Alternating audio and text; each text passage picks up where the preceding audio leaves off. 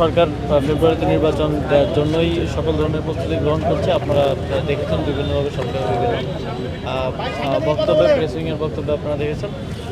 এখন জুলাই সনদের বিষয়ে রাজনৈতিক দলগুলো এবং ঐকমত্য কমিশনের যে বৈঠক, সেখানে একটা ঐকমত্যে আসা গেলে আমরা নির্বাচনের দিকে আরও দৃঢ়ভাবে আগাতে পারব।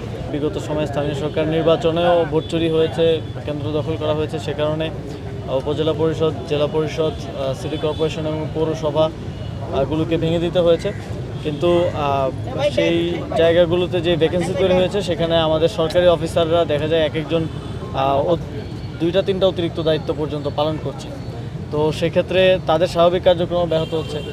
তবে ইউনিয়ন পরিষদ এবং ওয়ার্ড পর্যায়েও যদি আমরা সেটা ভেঙে দিই, তাহলে সেটা পরিচালনা করার জন্য আমাদের পর্যাপ্ত পরিমাণ অফিসার নেই এবং এটা একটা বড় জাতীয় সংকট তৈরি হবে। আমরা স্থানীয় সরকারের এই যে ডেডলক, সেটা করার জন্য চেয়েছিলাম যে লোকাল গভর্নমেন্ট ইলেকশনটা আগে করা, কিন্তু রাজনৈতিক দলগুলোর ঐকমত্য না হওয়ার কারণে সেটা করা সম্ভব হয়নি। তবে আমরা এখনও এটা মনে করি যে একদম মানুষের দৈনন্দিন যেসব সেবা এখন ব্যাহত হচ্ছে, একদম জন্ম নিবন্ধন, মৃত্যু সনদ, এনআইডি কার্ড থেকে শুরু করে সকল ধরনের দৈনন্দিন সেবার জন্য মানুষ স্থানীয় সরকারের উপর নির্ভরশীল।